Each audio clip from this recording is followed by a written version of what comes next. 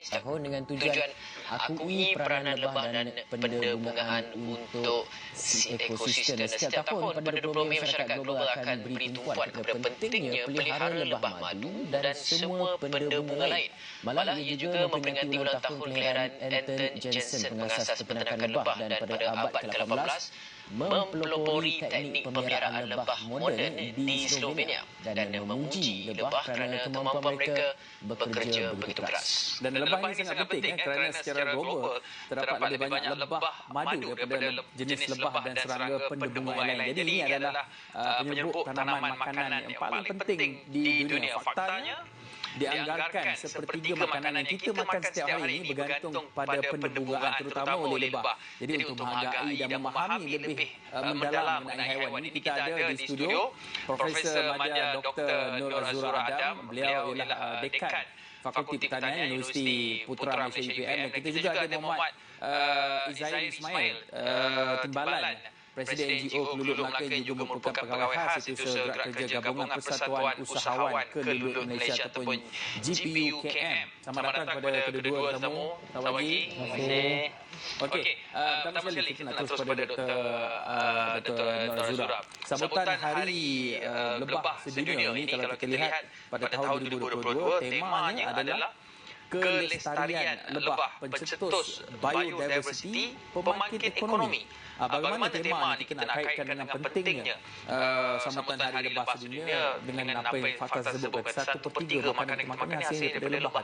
Ya, terima kasih saudara Hakim. Sebelum itu saya nak terangkan kepada kita sebut lebah ni kan. Sebenarnya lebah ni dia lebih luas lagi. Kerana ada lebah yang menyengat. Itu yang lebah madu yang disebutkan tadi, dan juga ada lebah yang tidak menyengat. Jadi sebenarnya ia merangkumi dua kategori ini. So bila kita katakan kita nak sambutan Hari Lebah Sedunia ni, kalau kita nak lihatkan bahawa nak melihat, memberikan pengetahuan kepada orang ramai berkenaan bagaimana, apakah kepentingan lebah in general, sama ada lebah madu, lebah kelulut, lebah tukang, ada macam-macam spesies lebah peranan mereka di dalam ekosistem. Dia ada dua. Sebab itu kita pilih tema kita itu kelestarian lebah, pencetus biodiversity dan pembangkit ekonomi. Dia ada dua. Bagaimana peranannya sebagai orang kata memelihara ekosistem biodiversity itu sendiri, dia sebagai pendebunga, ejen pendebungan, dan pada masa yang sama sebenarnya kita boleh juga mendapat sesuatu kelebihan daripada lebah itu, iaitu memangkin ekonomi kita, di mana hasil-hasil produknya, dapatan daripada madu, propolis, hasil daripada itu dapat digunakan untuk menjana pendapatan sendiri. Jadi untuk Hari Lebah ini kita lihat, kita ingin tunjukkan bahawa apakah kepentingan, bagaimana kepentingan kita perlu untuk menjaga spesies lebah di dunia ini, especially sekarang di Malaysia kita tumpukan di situ. Jadi inilah peranan UPM dan juga kerjasama yang telah kita lakukan dengan kolaborasi beberapa daripada MAFI, GPUKM, MARDI, juga USM untuk mengendengahkan, membuka minda masyarakat bahawa kita bukan saja ingin menjana ekonomi, tetapi pada masa sama kemampanan kelestarian lebah itu dalam ekosistem perlu kita jaga. Prof, tambahan, berapa jenis lebah kita ada kat Malaysia ni? Lebah sebenarnya bila saya katakan sekarang ini industri lebah yang tidak menyengat, itu lebah kelulut ini telah meningkat bermula 2017 dan sebagainya, sebelum ini dah makin bertambah. Untuk spesies lebah kelulut itu sendiri dalam 35 spesies yang telah dikenal pasti. Dua spesies domestik yang biasa untuk lebah madu, kita tahu ada dua spesies yang mana digunakan sebagai menghasilkan madu dan sebagainya. Jadi sebenarnya itu yang orang kata yang dapat menjana ekonomi, tetapi seperti saya mention tadi lah, saya katakan ada lebah-lebah yang secara semula jadinya membantu ekosistem semula jadi, hutan-hutan dan sebagainya, selain daripada menjana pendapatan dalam pertanian untuk buah-buahan, penghasilan buah-buahan dan sebagainya. Prof, pada skala 1 hingga 10, kita cakap tentang kesedaran mengenai betapa pentingnya lebah dalam masyarakat kita. Pada skala 1 hingga 10, tahap kesedaran masyarakat untuk potensi lebah, manfaat dan sebagainya ini pada tahap berapa? Pandangan apa? Saya pada pendapat saya lah mungkin ada lebih sikit 6 ataupun 7 lah 5 dan 6. Kerana mungkin bila kita sebut saja lebah, orang lebih pandang kepada apakah sumbangannya kepada ekonomi, menjana pendapatan. Yang satu mungkin ciri yang kita terlupa bahawa peranan dia di dalam ekosistem semula jadi itu sendiri. Kerana benda ini penting pada saya, kerana kalau kita ingin menjadikan lebah itu sebagai penjana ekonomi yang menghasilkan penjanaan kepada orang ramai, kita juga perlu memelihara bagaimana ianya sentiasa lestari, mampan berada sentiasa di dalam ekosistem semula jadi. Jadi apakah langkah-langkah kita perlu buat, penyediaan tempat-tempat tinggal, habitat mereka dan sebagainya. Kerana kita ni win-win situation. Ya, kita tak boleh satu side saja. Maknanya kita kaut apa yang dihasilkan oleh lebah tanpa mengira mereka juga perlu untuk hidup, untuk kelangsungan hidup spesies dan populasi mereka, kita perlu juga memberi. Ia menjadi keseimbangan. Ya. Saya kira orang paling tepat sekali untuk bercakap mengenai keseimbangan adalah pengusaha madu Kelulut itu sendiri, Encik Omar Izzairi. Boleh kongsi dengan kami bagaimana memulakan perniagaan mengusahakan madu Kelulut ni? Okay, Assalamualaikum. Apa yang boleh saya kongsikan pada permulaannya, terpecankanlah secara suka-suka saja untuk mak dan ayah. So, bila kita tengok banyak kebaikan, terutama kesihatan mak dan ayah tu improve. Sebenarnya saya cucuk idea untuk kongsi dengan rakan-rakan yang lain.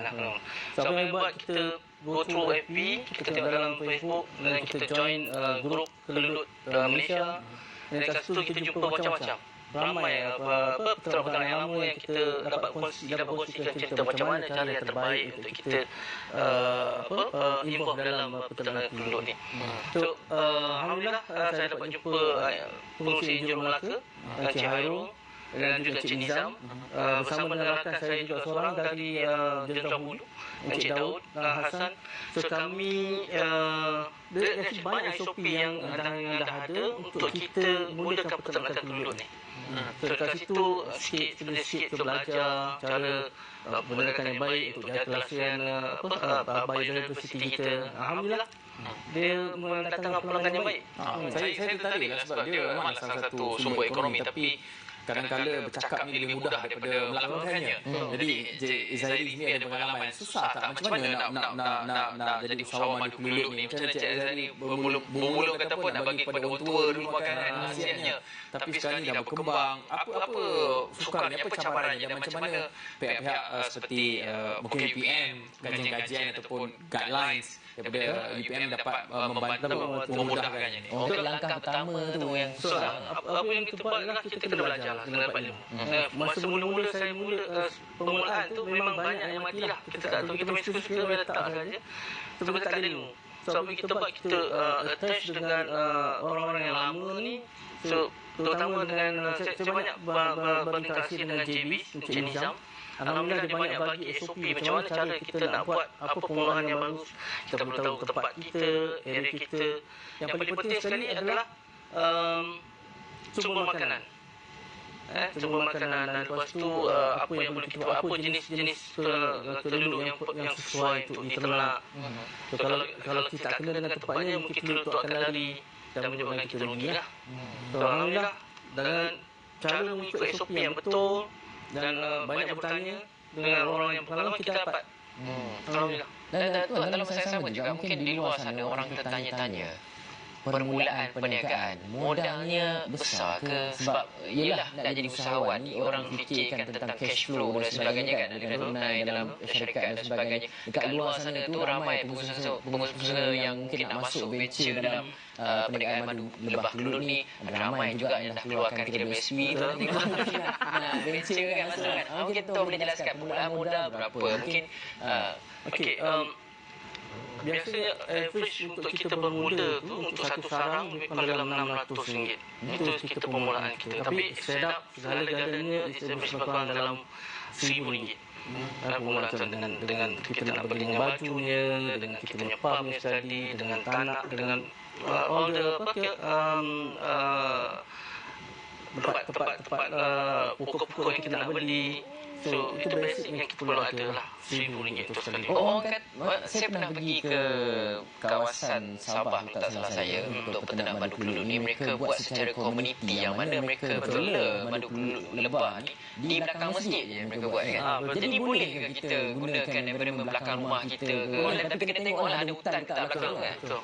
Yang paling penting sumber makanan dia. Kalau kawasan tu ada sumber air, ada sumber makanan, macam apa yang berlaku di tempat saya, kita tanam pokok bunga. Kita dapatkan list list bunga yang penduduk suka dan kita tanam. Itu pun sebagai sumber untuk penduduk kita. Sumber makanan lebah juga. Bukan setakat pokok bunga buah yang kita ada.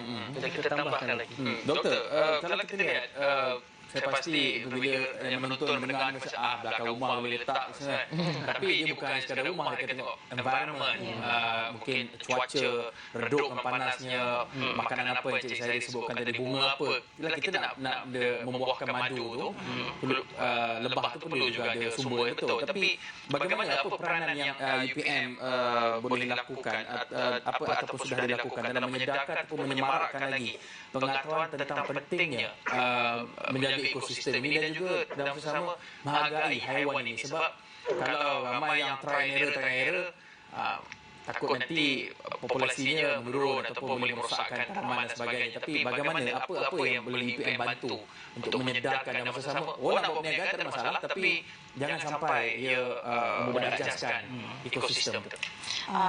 Kerana itu perlunya kajian-kajian selain daripada kajian tentang kepentingan ataupun khasiat-khasiat madu tu, kita nak lihat juga bagaimana pengendalian sesuatu koloni atau dalam peternakan kelulut.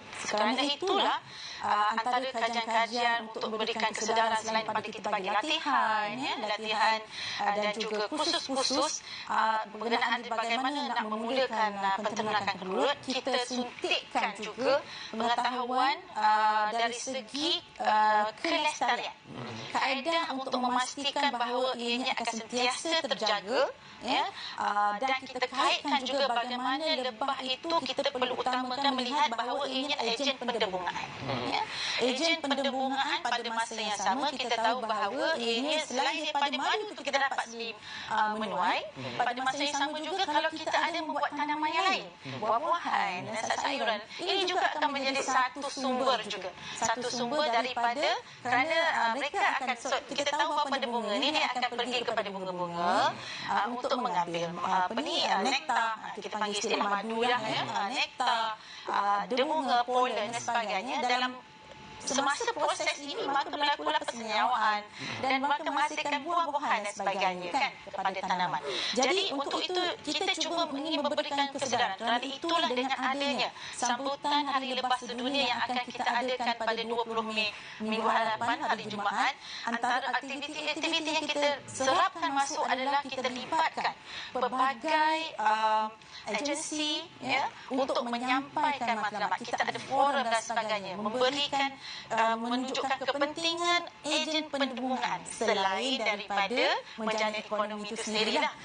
Sangat penting. Kita akan ada daripada Jabatan Pertanian sendiri untuk memberikan orang kata pengetahuan bagaimana menguruskan sesuatu koloni atau peternakan kelulut itu dengan lestari, MyGap dan sebagainya. Semua dah ada. Jadi di sinilah peranan UPM mengumpulkan semua agensi dan juga institusi yang terlibat, memainkan peranan termasuk dengan GP UKM sendiri untuk memberikan kesedaran orang ramai. Kita open, kita buka kepada orang ramai untuk datang hadir pada hari tersebut minggu hadapan untuk lihat sendiri.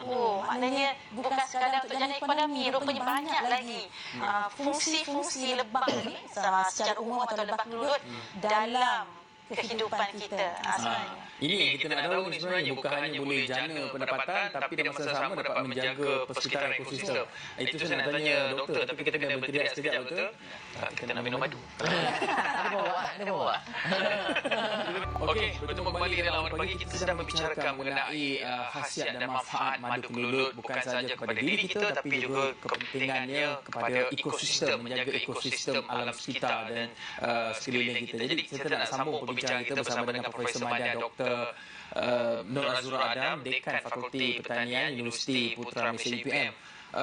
Doktor, tadi doktor disebutkan kepentingannya dalam ekosistem lebah, pendebungaan ini. Ada fungsi-fungsinya, tapi apakah fungsinya dalam kita kita buat tu, maksudnya lebah dengan debunga ni dia bukan hanya sekadar untuk kita ambil dan minum untuk asyik diri kita, tapi juga penting pada ekosistem. Mungkin Prof, Doktor boleh jelaskan dengan lebih mendalam apa pentingnya dia kepada ekosistem kita. Secara umumnya, bila lebah ni dalam habitat yang semula, jadi dia ada di mana-mana. Ya. Yang pentingnya ada sumber pokok-pokok yang berbunga. Pokok-pokok yang berbunga, bila kita sebut pertumbuhan berbunga ni, ia melibatkan pokok yang mesti ada bunga jantan, ada bunga betina. Secara semula jadi, kita boleh mengharapkan kepada angin, ataupun untuk menyebarkan polen itu untuk dia bersenyawa dengan bunga betina. Tetapi macam dikatakan tadi, 1/3 ataupun sebenarnya lebih 90% sebenarnya tumbuh-tumbuhan pokok berbunga di kawasan semula jadi ini adalah menggunakan ejen-ejen pendebungaan seperti lebah lah. Okey, katakanlah para peternak ini ada di kawasan selalunya meletakkan di kebun-kebun, buah-buahan dan sebagainya. Secara tak langsung sebenarnya bila lebah yang ada, koloni-koloni lebah yang ada ni tadi, mereka akan pergi mencari. Secara semula ini memang nak cari madu. Kerana apa? Madu dan juga polen ini, nektar ni adalah makanan juga untuk orang kata laba-laba. Maksud dia anak-anak kelulut ni tadi ataupun lebah. Jadi bila mereka pergi itu secara tak sengaja dalam morfologi lebah dan juga kelulut ni, bahagian badan mereka ini selalu berbulu-bulu. Dan juga ada satu kawasan yang mana mereka boleh mengutip debunga-debunga, dan dibawa dipindahkan. Semasa pergi melawat bunga-bunga itu tadi, mereka akan meninggalkan debunga-debunga itu kepada bunga betina. Maka berlakulah persenyawaan. Apa yang berlaku selepas persenyawaan? Maka menghasillah buah-buahan. Ini pentingnya kerana kecekapan serangga sangat-sangat efisien dalam melakukan persenyawaan dan menghasilkan buah-buahan. Jadi secara tak langsung, pokok-pokok di kawasan ladang kita, kebun kita juga akan dapat disenyawakan menghasilkan buah-buahan. Yang ini orang selalu tak nampak, lebih tertumpu kepada sarang saja. Kalau di kawasan hutan contohnya secara umumnya, bayangkan kalau tidak ada ejen-ejen pendebungaan seperti lebah dan kelulut ni, apa akan terjadi?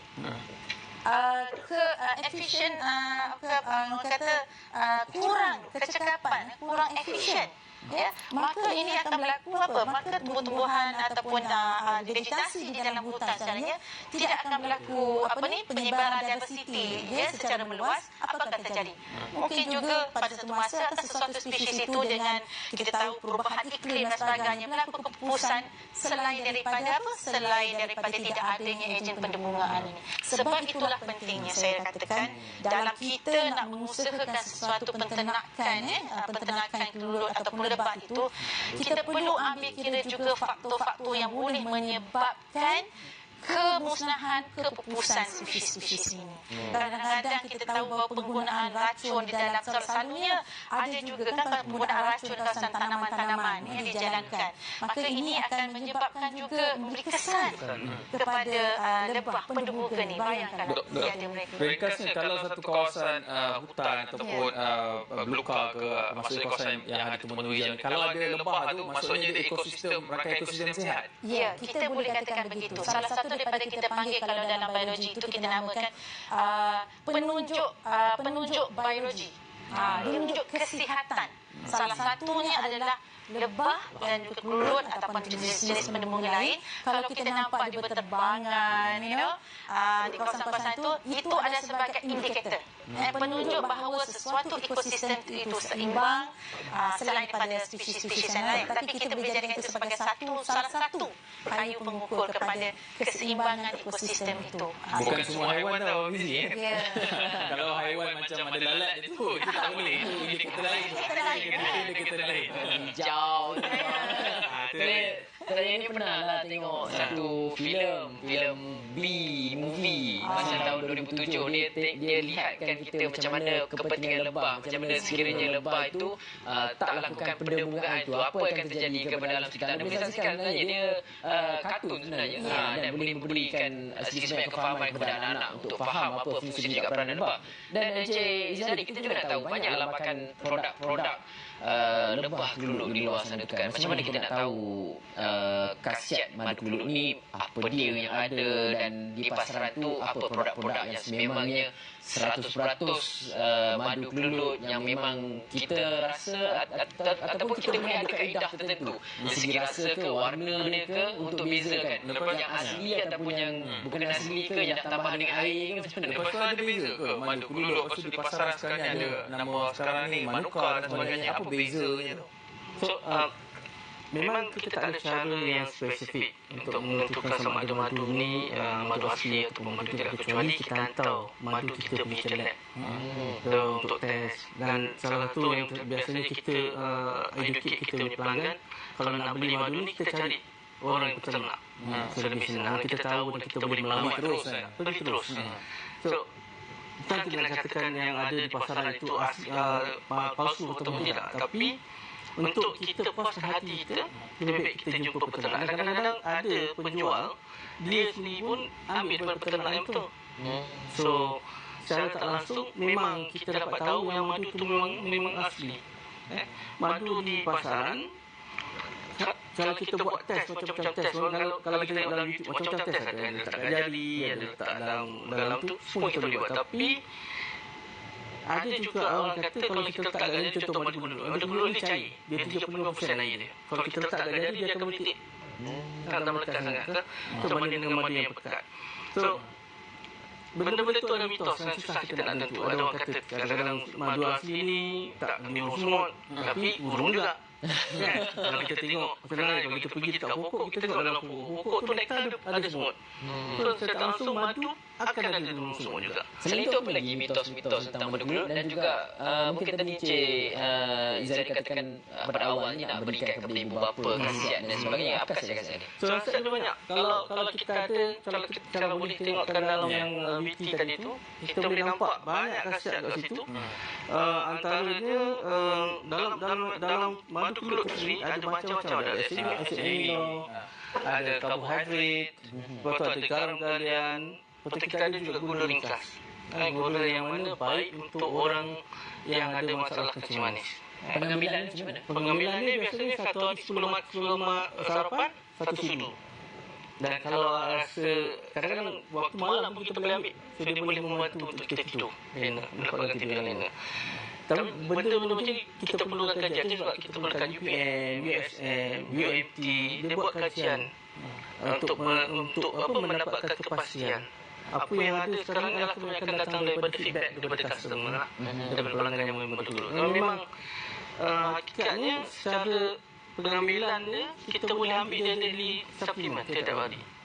Satu hari satu sudu. InsyaAllah dia akan memberi kekuatan kepada kita.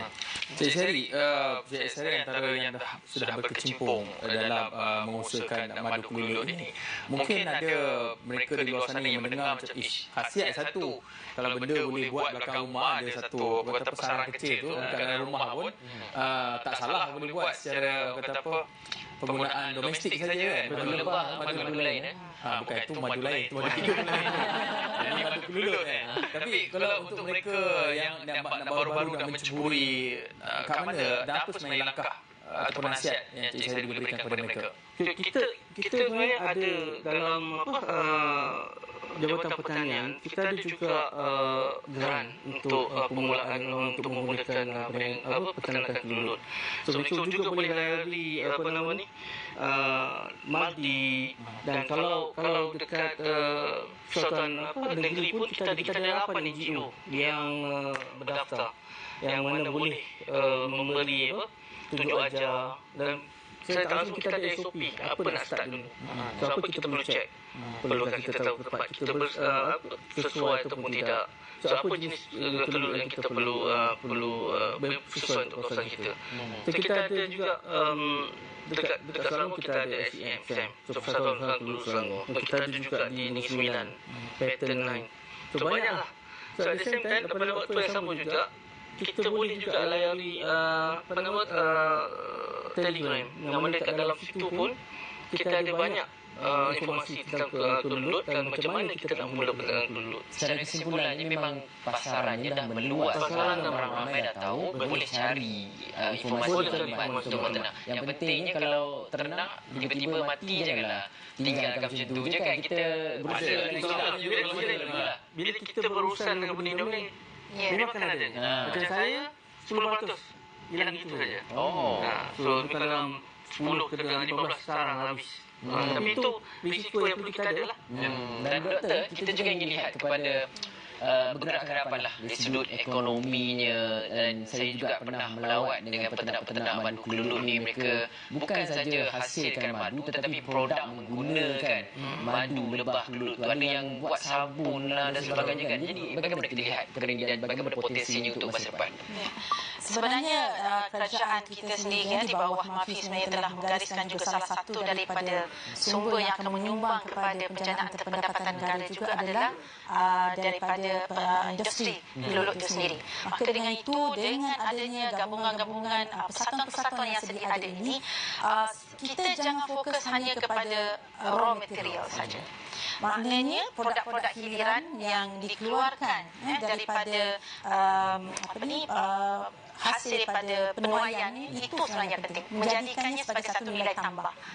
Jadi sebenarnya itu banyak telah diadakan kajian bagaimana untuk apakah khasiat-khasiat yang ada dari setiap produk itu tadi untuk dijadikan sesuatu produk. Kerana kita boleh menembusi pasaran. Kita kalau boleh target kita, kalau kita yang pada dasar agro makanan negara, salah satu daripada dasar yang kita nak teras, yang nak lihat menghasilkan produk pertanian yang boleh menjadikan ekspor negara untuk menambahkan lagi penjanaan atau pendapatan negara. Maka ini adalah salah satu yang sebenarnya kita tuju go for global, maka lebih banyak kajian-kajian perlu dia buat. Kita dalam mempersihkan sabun, saya rasa mungkin daripada produk pengusaha sabun, kosmetik, perempuan tak boleh tu. Bila sebut kosmetik itu memang salah satu daripada yang boleh menjadi daya tarikan tu kosmetik, selain daripada ubat-ubat lah sebagai untuk orang kata suplemen untuk kesihatan dan sebagainya. So potensi itu luas. Kita kalau boleh menginginkan jadikan ini, kerana kita telah mendapat satu support yang kuat daripada kerajaan kita sendiri di bawah MAFI dan sebagainya, maka gunakan peluang ini dengan yang telah digariskan di dalam dasar agro makanan negara. Kita boleh lihat salah satu daripada sumbernya adalah industri kelulut itu sendiri. Kita ambil langkah ini, penghasilan produk penting bukan saja untuk tempatan, ada untuk menembusi juga pasaran di luar negara. Tuan Zadi, saya ada last, tapi secara ringkas lah.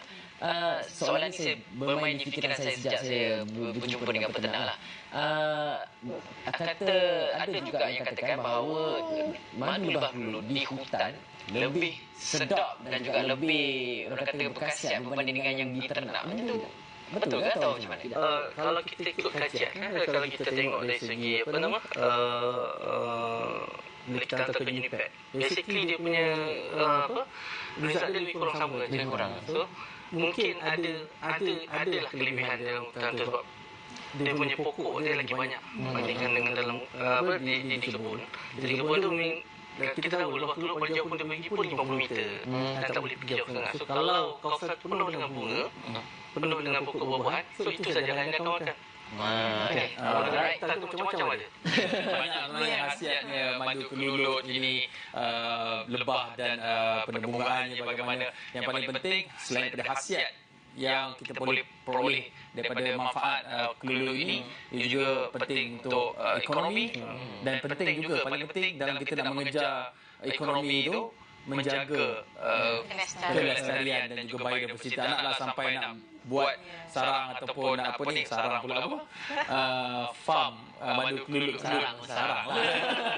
Sampai semuanya habis dia buat apa-apa. Tapi Tapi apa pun dapatkan nasihat daripada pakar UPM antara yang mempelopori ataupun merajui kajian penyelidikan garis panduan dalam peternakan dan juga haiwan seperti lebah ini. Terima kasih juga kita ucapkan kepada Cik Muhammad Ismail, Timbalan Presiden NGO Penduduk Melaka dan juga merupakan pegawai khas Setiausaha Gerak Kerja Gabungan Persatuan Usahawan Penduduk Malaysia GPUKM, dan juga Profesor Madian Dr. Nur Azura Adam, Dekan Fakulti Pertanian Universiti Putra Malaysia UPM. Terima kasih. Kita ucapkan sekian saja awal pagi. Saya Hakim Muhammad. Saya Hamzah Zaman. Assalamualaikum warahmatullahi wabarakatuh.